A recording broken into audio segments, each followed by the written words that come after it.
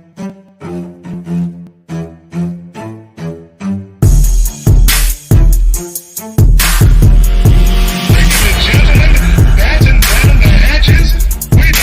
you to the greatest late night combat sports show bar none.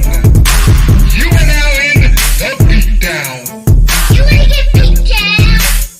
Let us now introduce you to your host, the Badger, and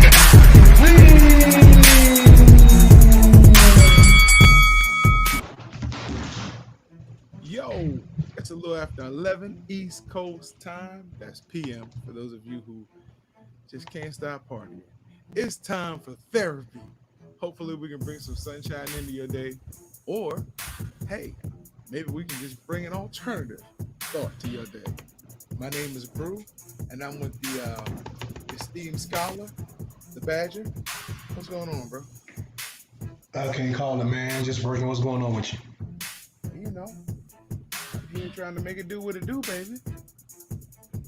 Okay. Same thing, man. You know, I like the way you're working with some controls over there, man. What you got working over there?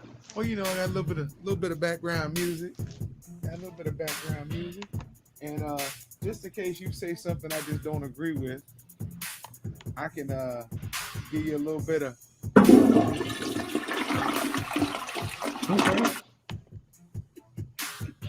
Okay.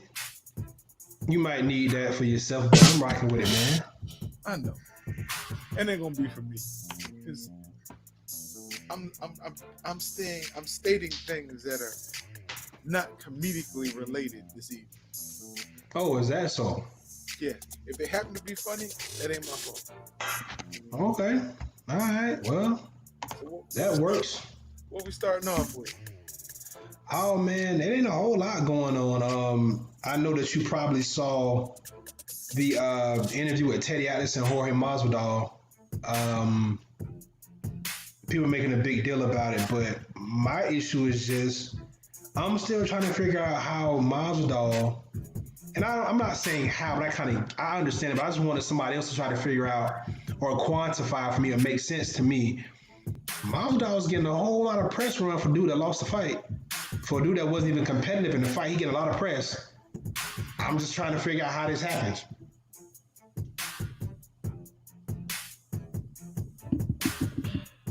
Because Really? everything I would have said would have been comically related. Oh, okay. Well, Honestly, we know how it happens. We know exactly how it happens. He's the flavor of the month.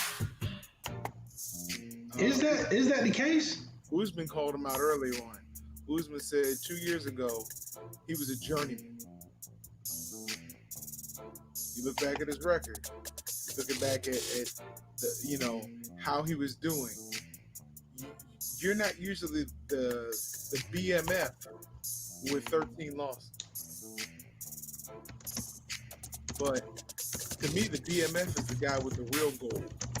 I'm not taking anything away from Masvidal, but what I am saying is Masvidal is entertaining. He's believable, and he's a character. And he said it himself. Just beating guys wasn't getting him where he needed to be. He needed to do extra. He said that himself leading up to the Usman fight. So this is him being extra, and he's entertaining people. And as long as they feel like you're entertaining them, they're going to give you all the press you want. But here's my bigger question though: whose last fight prior to these two fighting was more of a interesting and exciting fight? Usman versus Covington was much more exciting than Masvidal versus Diaz. So I'm still trying to figure out if you want to talk about this guy being. Why are you trying to justify this? Because it's the whole thing is nonsense. So you're not going to be able to justify it by using facts. We know Usman had his last two fights. His fight against Woodley was more entertaining. His fight against Covington was way more entertaining. He's a legit champion. Masvidal, he called Dana White on the carpet about his money. Dana had to give him his money. Masvidal showed up, wasn't ready for the fight, got paid, and now he's getting all the airtime. The press, they want to give him. Put a mic in front of him and a camera, he's gonna say something. He's also trying to dictate a rematch against Usman. Yeah, he's been adamant about saying that's what he wants to go into immediately. He immediately wants to go into that rematch. I've never known a challenger to lose a fight and get a rematch like that. Well, not even in a competitive fight. And I think that's the point that everybody's making. This fight wasn't close. And for those who that really know the sport, even with a full count, it might be worse. Yeah, because We know Usman, right, he wasn't even able to focus on him for a full camp. right. And it works both ways. The difference is we all know that Usman's a more well-rounded fighter than Masvidal. We know that for sure, which is why he was an underdog to begin with. And even with a full camp, he's still been underdog. He's lost 13 fights, 14 fights now for a reason. And I'm not disrespecting Masvidal. He's game. I like him. I like the fact he comes to fight. And he's a true fighter because this is what he does. The smiles in the octagon, the smiles when he getting punched, when he punched, those are real. Like, this man is a real fighter. Make no mistake about it. But in MMA, in a competitive fight in the cage against a lot of guys, especially Kamaru Usman, he's not that kind of fighter. He's not on that level. I don't think beating, and I thought this before. I don't think beating Ben Askren should have made him deserving of a title shot. Because Ben Askren, that was his second fight in the octagon. In his first fight, he really lost, but he lucked up into a submission. So I don't think, I'm not taking any credit for him. The man came up street fighting. I get it. He can fight. I'm not saying he can't fight, but he lost. I mean, he lost, and he didn't, he lost miserably. He didn't have anything in the tank, and Usman did what he wanted to do with it. So go back, work your way back up to a title shot. But because you are the flavor of the month, reap it for all you can. I'm not mad at you, but this is why you're getting airtime. People want to hear what you got to say because they really don't want Usman to be champion. So that's all I say on that. Yeah, I mean, they call him Marty Snooze, man. They say his fighting style is not exciting. I don't know about that, man, but whatever. I think people say that he's one of the reasons for you to lose. That's all I think about when I hear that kind of stuff. More I guess appropriate. Do you see what has happened with the Austin Trout with the WBO case? Did you look and see any more of that? No, I did not. It's $40 million on the tab, man. Yeah, apparently he was dropped out of the WBO in favor of Liam Smith, who ended up, I think that's who had to fight against Canelo, and I went out there in Dallas. I think that's who Canelo fought. Either way, yeah, he was dropped out of that, and he's saying that, look, the WBO was in cahoots with Matchroom and those guys over there. They dropped me out of the rankings for no reason. Put this guy in and he gets a title shot. It's a little bit more, I mean, I'm sure there are more details, but that's just the basic gist of it. But it sounds like Trout played this thing smart. He kind of played a long game. And in this case, he had the financial resources or the resources in general to kind of see this thing through. They moved it around from venue to venue. It was in Puerto Rico, and I think it was in Texas, and it was in somewhere else. And he's kind of stayed steadfast with this, and it looks like he might pull this one out. This is going to do a lot for boxing, especially. Yeah. And look, you won't see Trout back in the ring. He gets $40 million. Well, not even that. I think it just goes back to the point that you said a while back when you were talking about having one sanctioned body, one group. This is where your point makes sense in this particular instance. If we had one group or one sanctioned body or one authoritative commission that could make rulings on this stuff gets nipped in the bud pretty quick. Yeah, and that's all I was talking about was just like, a governing panel. They had different members, of commissions, plus people who were outside of those commissions who sat on it and they looked at everything as a whole. Now, the different organizations would be able to, different commissions would be able to still do the rankings and, hold their own, keep their titles and this. But when something like this comes up, then you go to that governing body and say, we need to open up an investigation, an impartial investigation on this commission. Just like this. Oh, look, I know it came out on the 2nd of July, and I sent it to you. Dante's Boxing Nation, when he broke down the whole Tyson Fury glove gate, plus the allegations that there was no padding in the right glove for the second fight. I don't know if you got a chance to look. Wait, where did this come from? Dante's Boxing Nation.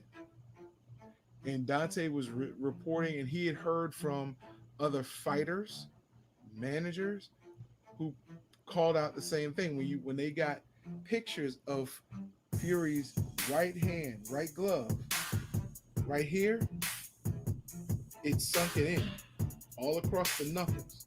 It's sunken in, and if you have padding in your glove, it's going to be smooth. It's going to be rounded.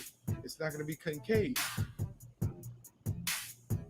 So what they're saying is, when Deontay Wilder's brother says that my brother has a dent in his skull, not a concussion, but Wilder received a dent in his skull. And you look at Tyson Fury's glove, and it's concave, his right glove, you have to draw 2 and 2 makes 4. That he's hitting him really with his bare knuckle in that glove. Hence, that's the hand he hit him when he busted the eardrum. That's the hand he hit him on the side of the head where he has a dent in his skull. And I know you said earlier that these things don't matter. He lost the fight. But when you're out to permanently injure, or honestly, that could be in this type of fight, you could almost say he was trying to kill this man.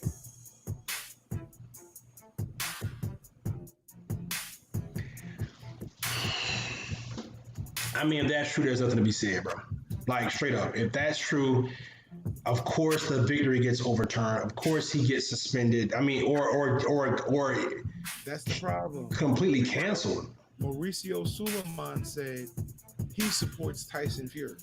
Yeah, but my thing is, is there any real proof? We can say pictures, but we do know this, right? We do know that there was someone from Wilder's team in the locker room when that man's hands were wrapped and he would put on his gloves. We knew that the commission signed off on those things. All I'm saying is, if you can give me something quantitative that I can hold to task other than... Hold on. What happened when the gloves were wrapped?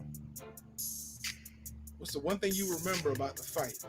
What happened in Fury's locker room when the gloves were wrapped?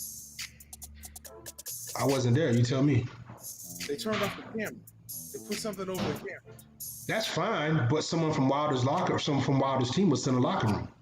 We're gonna find out, because no, that's a fact. That's required. They don't even begin to do that without someone in the locker room. We're gonna listen. But if they do get this investigation opened up, and it's funny because I understand what you're saying. Somebody was there. Somebody had to be there when they signed off on it. But then you start wondering what happened afterwards. No, you don't wonder anything. If someone is from Wild, and this is me speaking from personal experience in MMA and boxing, if someone is in there, if someone is required to be in the corner room at all times, the only time that a person from the other team leaves the locker room is when the fighters are ready to make the entrance walk. Mm-hmm. And then when they leave, there's someone from the commission that's always there. So if this has happened and this can be proven, you're talking about lawsuits from multiple people, including whoever was there from Wilder's camp. Right. So it becomes much deeper. So now it becomes much deeper than just Wilder against Fury. You got moles and Furies in Wilder's camp that's against Wilder. That is the most important thing. I can't be mad at Fury for trying to cheat, but I can be mad at my guy for allowing it to happen. And that's the bigger issue. Or let's go a little. Let's take one step up. If it happened as they prepared to do the ring walk, because if the president of your commission is saying, I don't see any reason to look into this, I'm not even looking at the evidence you're sending. I support Fury. If he's not willing to look into it, and you're sending him evidence, and you have other fighters that are submitting, it's not just Wilder's camp that's saying, hey, we want you to look into this, but you have other fighters, other reporters, you have other managers that are saying, hey, this didn't look right. You need to look into it. But Suleiman doesn't get the final call. That's why there's a Nevada State Commission. The commission in Nevada, they get the final call. That's who can step down on anybody. So that's what we got to see happen. We're not even concerned about Suleiman. If Nevada picks this up, it's out of his hands anyway. If they pick it up. And they're only going to pick it up. They feel like there's substantial evidence to bring it forward. I disagree. I think they're only going to pick it up if there's enough of a clamoring for them to pick it up. I don't think they'll do it just based on the clamoring isn't going to get any louder than it's already been. We'll see. I think that's kind of, the fight was 7 months ago. No one's really talking about it except for the people who are overly obsessed and the people that feel like they're trying to find justice. Outside of that, there's no one in sports, no one in boxing even cares about that. That fight, it's so my thing is, if that's going to be your outlook on, then it's never going to get resolved, because I can't see Nevada picking it back up just for the sake of doing it. Unfortunately, I agree with you on that. I can't see Nevada picking it up unless something it's just comes out of left field that they like somebody comes and says, hey, I lied. Right. Or, hey, I got paid under the table to do this and I wasn't there. Like, something like that. Well, Dante covered it really good and really clear and said, look, when the farmer came up and said, I lied for Tyson Fury, when he said that my meat gave him the results on his drug test of a banned substance. What's up? Check your phone. But yeah, I didn't get a chance to see Dante's thing. If you can forward that to me, because I don't know if I can find him on YouTube or not, because I follow him, but I don't get many of his stuff anymore. So if you can send me the link to that, I'd like to check it out. Okay, I'll resend it. It got me. I mean, when he was talking about that, when the farmer, one thing that he kept pointing out is, in Europe, they're reporting all this stuff, but they're not reporting it here in the United States. They're not reporting it even in Canada.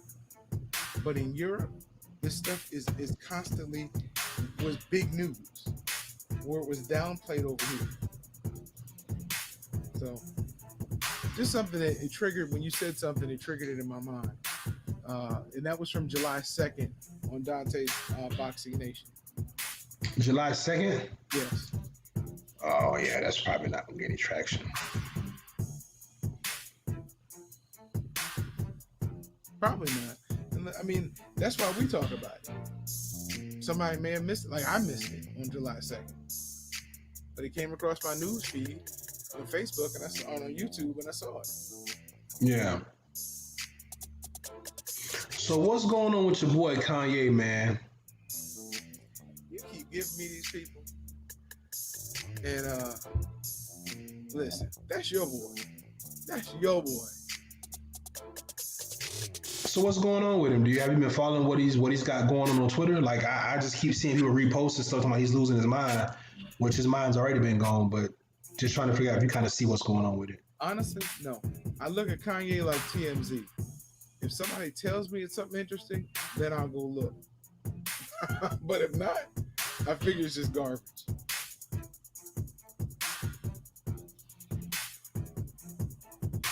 Oh, okay. That's just me. I haven't really been paying attention to it. Seems like he's full of gossip, and I know he has some good points to make sometimes, but they're hitting it all the antics. I guess I'm getting too old for that. Nah, it's just that as we age, we think about things that are important, things that aren't. And what Kanye West got going on ain't that important. Since the college dropout, ain't nothing been that important. Hey, I was having a conversation earlier, and I was saying that we as a culture, we don't really mess with Kanye like that. No. Like, we was down with Kanye for a couple of years, but once his mom died and he kind of went off the deep end and he married Kim, we kind of walked back a little bit from Kanye. We just kind of watching it.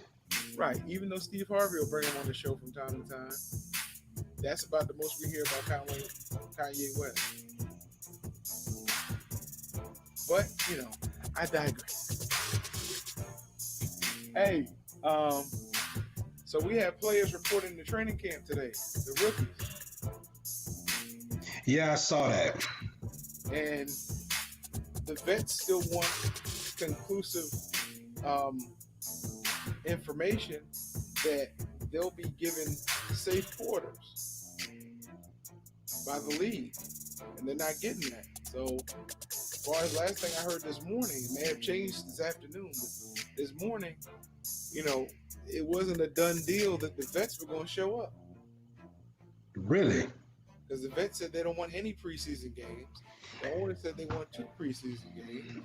I saw Russell Wilson post that, and he was like, "Hey, we want to play, but," Yeah. and people were in Russell's feed talking about, "Yeah, but you make $35 million a year, so we can't empathize with you.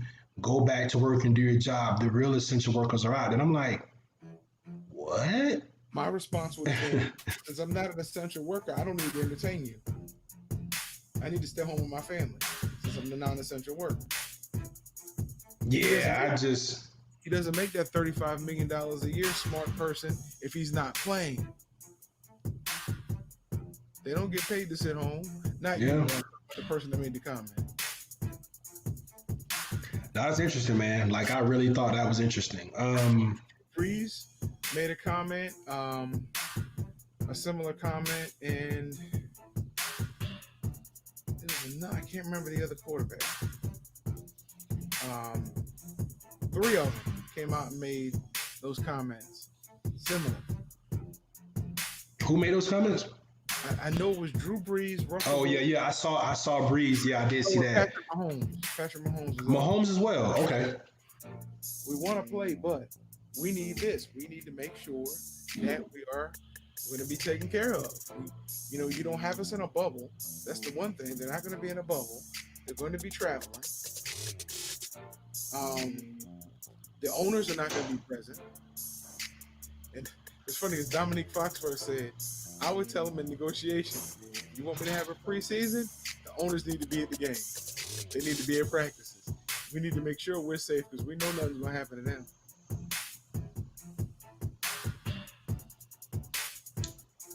This whole thing just keeps getting more weird by the day. Did you hear about the change shortage that's going on? What? Yeah, change, like coins, change, money, currency. Oh, that's purposeful. Yeah, I know. Go ahead and give me your thoughts on it before I give you mine, because I think we're going to be echoing the same thing here. Yeah, pretty soon you're gonna have a shortage of dollars in circulation. Because if they can get you off the cash-based system, then they don't have to verify anything. Then once you have no cash in your possession, everything's digital currency. When something happens, oops, we have nothing to back it up. Yeah, I kind of was saying the same thing myself. And it's just kind of crazy how it's happening right in front of your face. Yeah. I went to get some gas and they were like, "Hey, a big sign on the door. If you have change, please bring it in. We're a shortage." I'm like, how do you have a shortage of change? Like, how is it even possible? It's not a shortage of change. They just want to take it so you can get out of circulation. Yes. Bring all your change to the store, right? Yes. So then when they can turn all their change into the bank, and the banks can keep it all and destroy it, whatever they're gonna do with it. Well, our money's not back with anything anyway. People need Do that too. So buy all you can while you can, because when the dollar is no longer the world standard of currency, it won't be worth a thing. Ask Britain. And that's the crazy thing about it, man. Like, it's gonna happen sooner than you think. Yeah, it's right around the corner. They're pushing towards it because then they can start one world currency, which what held that up from happening, right? What was that? Cryptocurrency. Oh, the Bitcoin. Yeah. That messed them up, which is why they were so much against it. Yeah. Because if you start a coin, you don't have to go to the powers that be and get permission to start a currency. You start it yourself. If people use it, great. I would love to start one for minorities in this country. That ain't gonna happen. They said that about Nigeria. What I mean by that is listen, in America, they're gonna do whatever they can to keep that from happening. Good luck with that one. Yeah, you'll wind up with Jeffrey Epstein. Where he at, by the way? Dead. Oh, dead or dead? Dead. Remember the suicide in the cell? Yeah. I'm like, What about his lady, Miss Maxwell? What's her name? Ghislaine Maxwell, whatever her name is. his girlfriend? The person that was helping him do all this crazy stuff he was doing. I don't know if she was his girlfriend, but whoever she was, Yeah. she was lockstep with him, making sure he had all the fresh, Yeah. young bodies he could find, right? But the funny thing was, the Clintons and the Trumps used to go to those parties. Back in the 90s, Bill, Don, they were friends. They went to those same parties with Jeffrey Epstein. So now what? I knew when they arrested him, I'm like, his life ain't worth a plug nickel. They got rid of him as soon as they could. He hung himself. Wow. He ain't had no sheets. That boy said blood nickel. I ain't heard that in a minute. So yeah, that's gonna be interesting. I'm surprised she's still alive if she is. I'm like, why didn't you leave this country? But I think at that level, there's nowhere you can go. She should have moved to the hood. Nobody would look for her there. Change her name to Roxanne. She'd have been all right. So some fighters are getting dates. Erickson Lubin tweeted announcement coming soon. Hey, our homie Michael, the Professor Fox, tweeted August 8th. All right. So it look like these PBC guys, these Showtime guys, trying to get back to work. About time. About time. Do some real fun. Hey, so there was a tweet going around today saying that Terrence Crawford would destroy Jose Ramirez at 147 pounds. Where did that come from? Don't know, but I agree. I like Jose Ramirez. I like him too. I like him. I don't like him against Bud. I'll tell you why. Bud impresses me most with his mind and his will. We know he has the skill. We know he has the heart. But the fact that he goes in like John Jones and he will fight your fight. He will beat you at your fight. Now, eventually, that could hurt him. Eventually, that could hurt him. If he goes in to fight somebody who's better at their fight than he is, then he can't get back into his fight. But up to this point, Bud's been able to beat you at your strongest point, just like John Jones. I like Jose Ramirez. I'll leave it at that. I don't think he beats Bud Crawford, but I like Jose Ramirez at 140. I think he cleans that whole division out. I think he beats Broner too. At 140? Yeah, at 140, yeah, absolutely. But why so he really wouldn't want to go to 147. Oh no, I think that might just be somebody trying to find a worthy opponent for Bud, because Ramirez is a big, sturdy 140. But they were saying, I saw some earlier saying Bud was supposed to fight Ray Robinson, and Ray Robinson was the kid that's what's my boy's name from Cuba? The one everybody's avoiding. What's his name? The Black Prince. I know you're talking about. Ugas. Yours Dennis Ugas. Yeah. So your Dennis Ugas, if I'm not mistaken, didn't he stop Ray Robinson, or was that Sean Porter? I think that was Ugas that stopped Ray Robinson. Yeah. Okay. I thought that fight was going to be in the bag. I thought that was a very good fight for Crawford against Ugas, but whatever reason, we ain't heard no more about that. Now I seen this about Bud versus Ramirez and Bud versus Ray Robinson. So I don't really know what to make about that one. Shout out to my boy Alex DeGracia. He hit me up. He's been watching the show, and he was talking about his boy now is Terrence Crawford. He said he and his dad used to watch Pacquiao, but after the junk Pacquiao pulled against Mayweather, he said he hadn't really been up on Pacquiao too much since then, but he's been following Bud Crawford. Okay. So when you said that, I just wanted to give a shout out to him in case he catches this. Oh yeah, for sure. Bud the man now. Get it twisted. He is. I don't know if he claims all 4 belts at 47, but If he does, it'll be a hell of a run, because that means that Pacquiao either has to fight him or Pacquiao has to get beat or vacate one of the 3. yeah.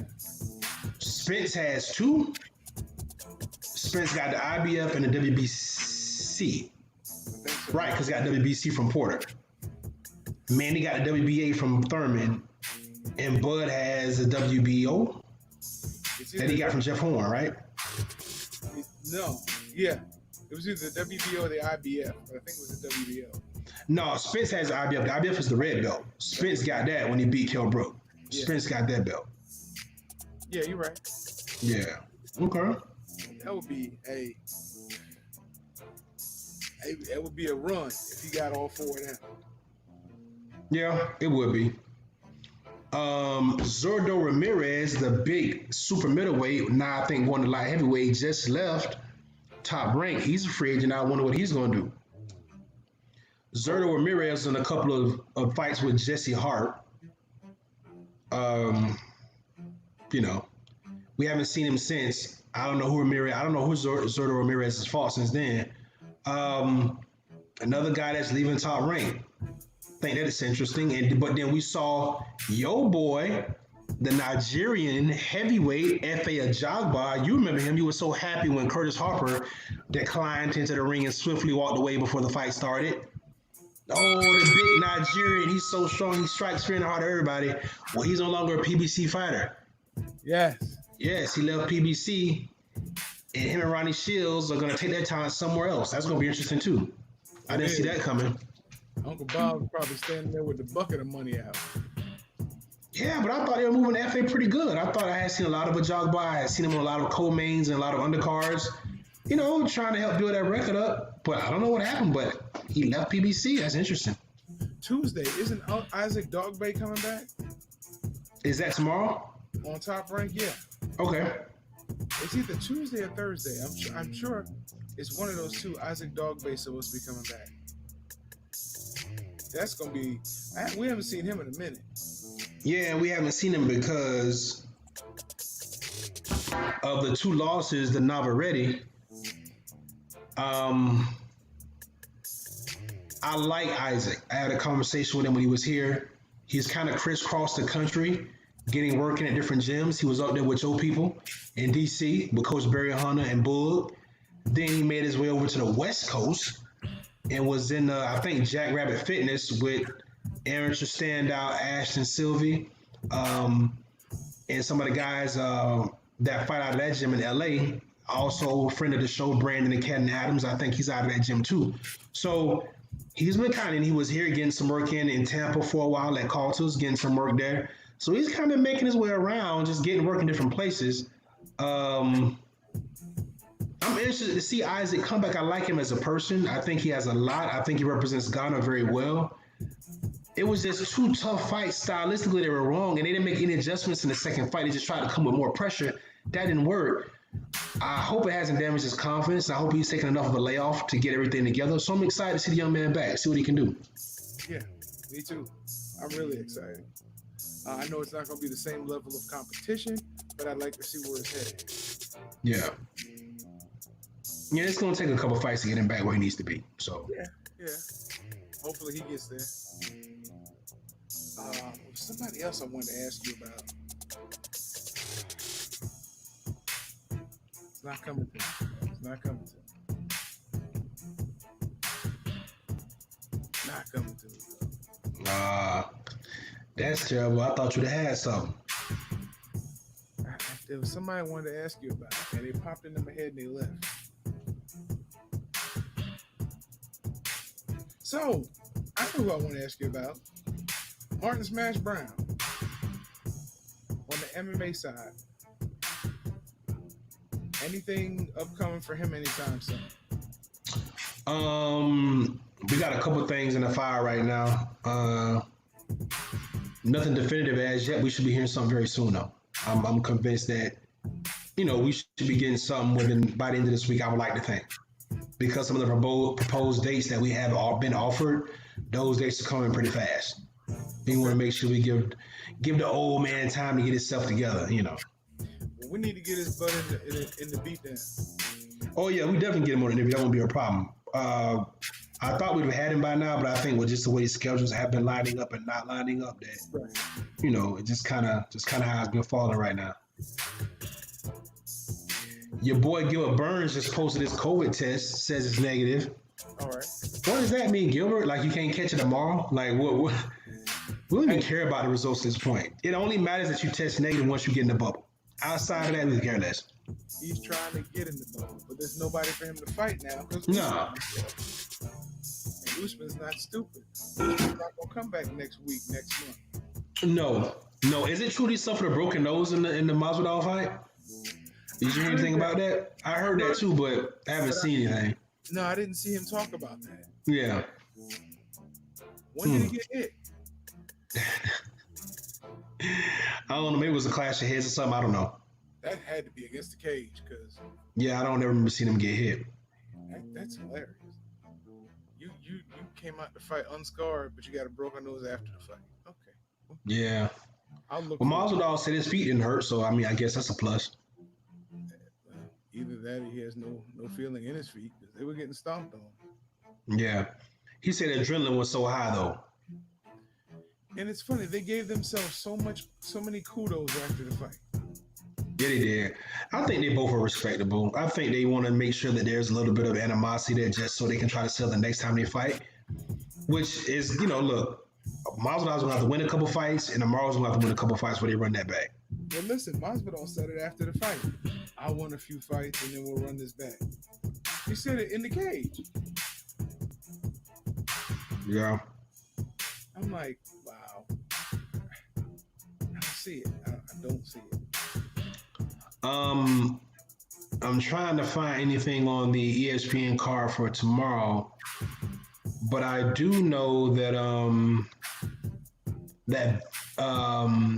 Virgil Ortiz, another guy that I like, is supposed to be making his appearance. I think that's either tomorrow or Thursday. They're gonna have some good fights this week. Yeah, I mean, look, at this point, shoot, dudes, they just want to fight. They trying to get paid and they trying to fight. Champions want to sit on their titles and dudes want to fight. Yeah. Yeah. So I have not heard any more about Amanda Nunes, whether she really is going to follow through with retirement or not. yeah, I haven't heard anything about it either. Also, haven't heard anything about your boy Triple G. Again, a lot of these older fighters, man, they sitting on the side. The COVID is the worst thing that can happen to these guys, man, and he is one of them. Because we saw him age pretty good in that Derevchenko fight, who, by the way, you heard it here first, he's going to give Jermall Charlo all he can handle. Yeah. But when you bring up Triple G, dude, no disrespect, but...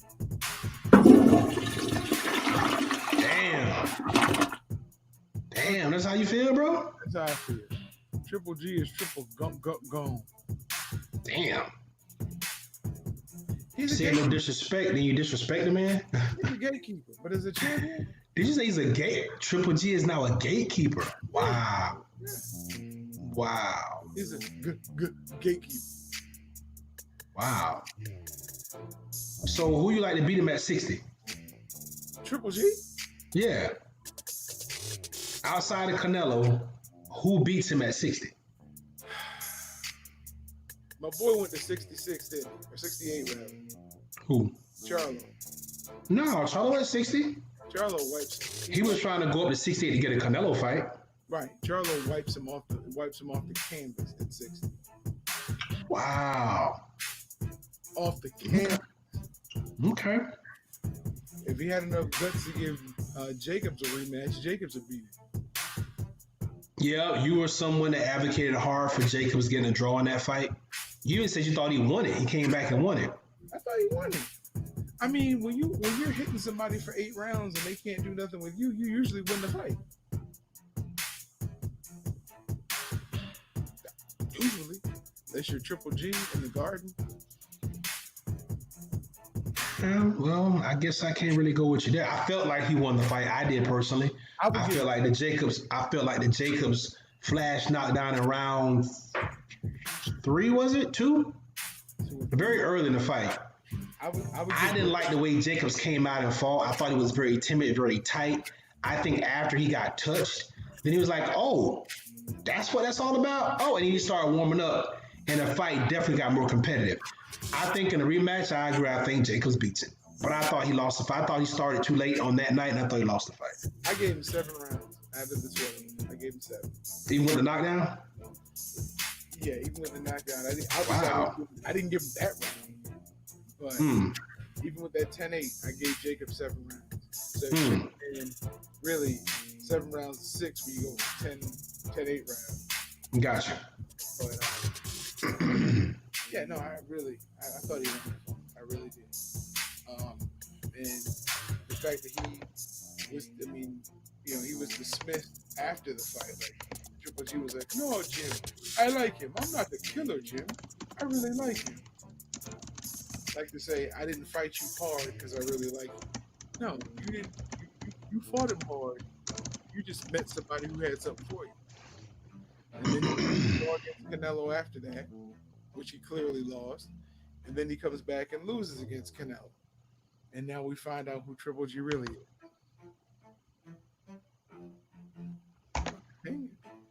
Can't go wrong with you there.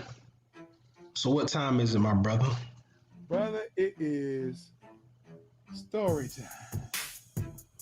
Okay, what we got? I like it. Okay, one more time for people in the back.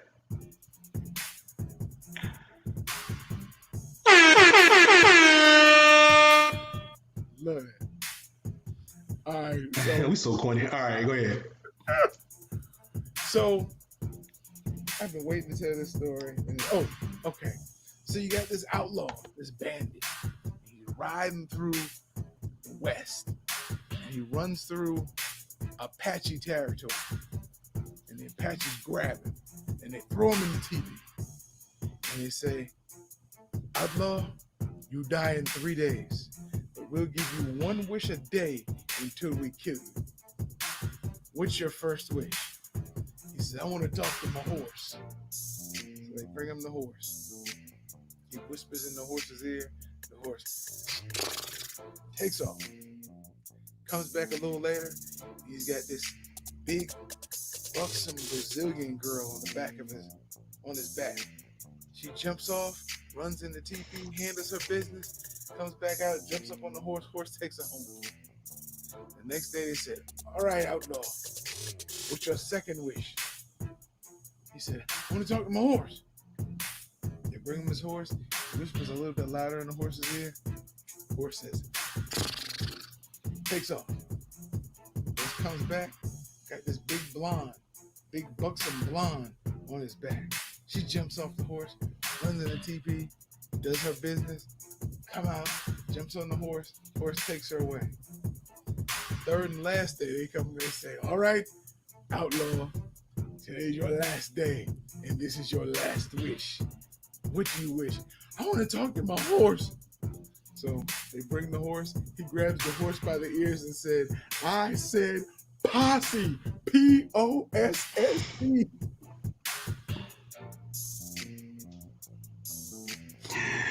You know what, man? Give yourself a round of applause for that one, bro. That was actually pretty good. I came in on that was all right. That was all right.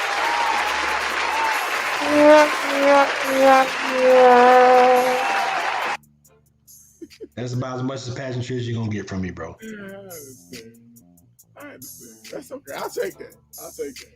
It's all right, brother. Where are the people in the chat room when I need them? Right. The night you tell a decent joke, they know where to be found. Good for you. Okay. Boy, I laid it for you. It's all good, brother. No, I got one for you. You big dummy. Good old Red Fox. I watched Harlem Nights the other day, man. Couldn't get enough of old Red, man. Red's a legend, man. One of the best ever do it. I was gonna get some sound bites from that, and I was like, no, because there were just too many. Oh man, you just pick and choose and play with them, man. Pick and choose and play with them. Thanks, Pops. Thank you, Pops. Appreciate it. Shouts out to Pops for tapping in with us. He is a real asset to the show, and he's always showing support. So again, appreciate Pops for tapping in with us. Definitely. And I like how you held the ass on asset. Appreciate that. You heard that. You heard that. Listen, Harlem Nights and the Nutty Professor had to be the most quoted movies. Still to this day. Yeah, to this day. Like, yeah, she's sleeping.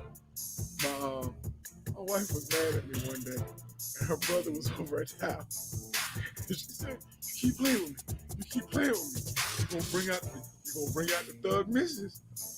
And she walked away, and I was like, "Ha ha ha ha." And her brother said, "Watch out, quick! You with a heavyweight."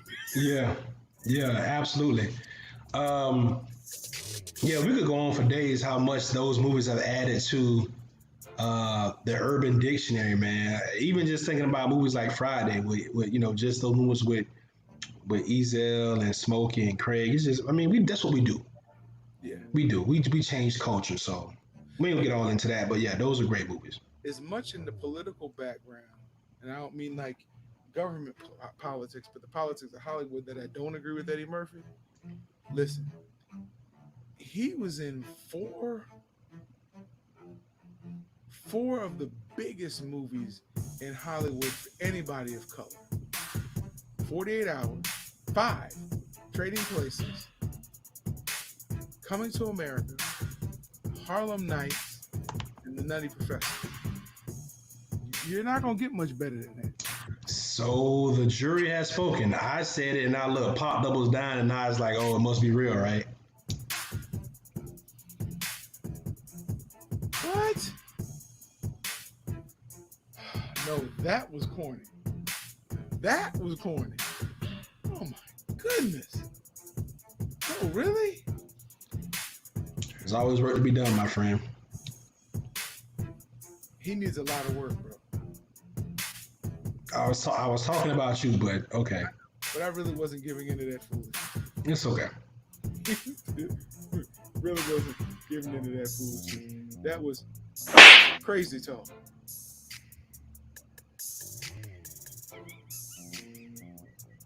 You got to get the one clip from How High when Mike Epps tell old boy to powder me up, and he put the powder in and he slapped. That's great. That's never going to. I use it all the time. Yeah, powder me up. Hey, man. Yeah, it's all good though, brother. So what else we got, man?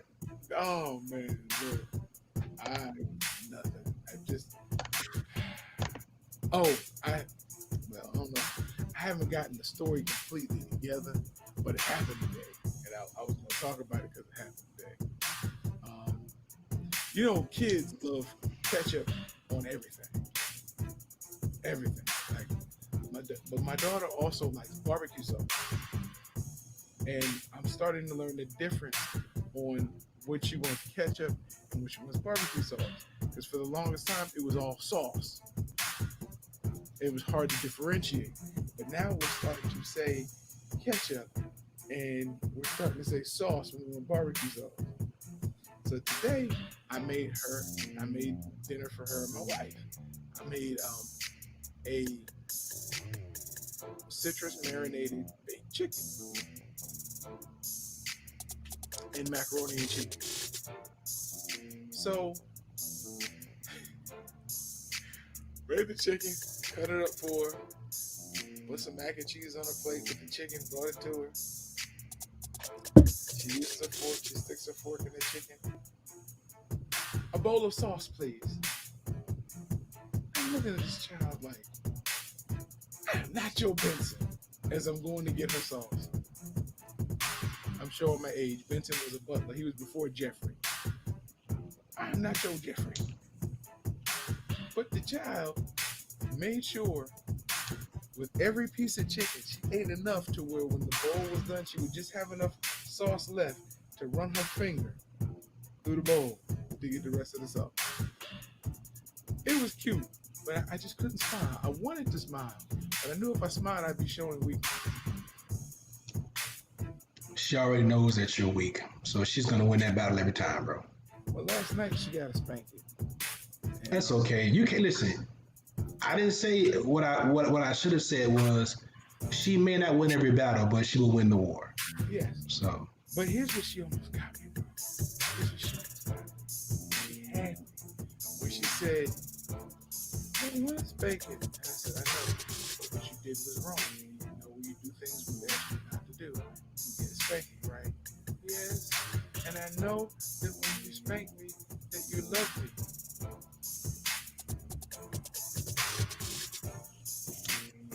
So It happens, bro. I turned her around, and I pulled her pajama bottoms down. She still had her panties on. Pulled her pajama bottoms down. And it's just, she had broken me, literally. She had broken me to where I wasn't going to spank her. But then I heard this little voice say, don't listen. Let mommy spank you. Whoop! You punked me. And I caught it. Yeah, she had you. Almost out of that spanking, but she couldn't keep her mouth shut. And that's the problem as we get older. That's the problem in most relationships. You have us, ladies, but this has to keep running. Yes, I said it. Yes, I said it. My partner agrees, but he's not saying anything. No, Court agrees. Court agrees. Court agrees.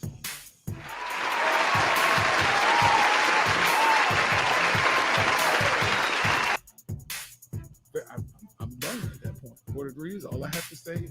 Or do you have anything else before I give my salutation? No, I'm good, brother. Well, family, thank you for joining us.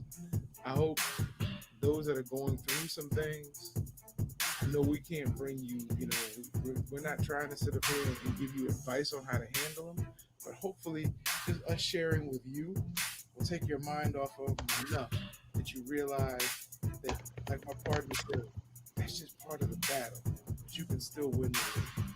Hang in there. Lift your head up and understand that the answer is usually where you refuse to look for it.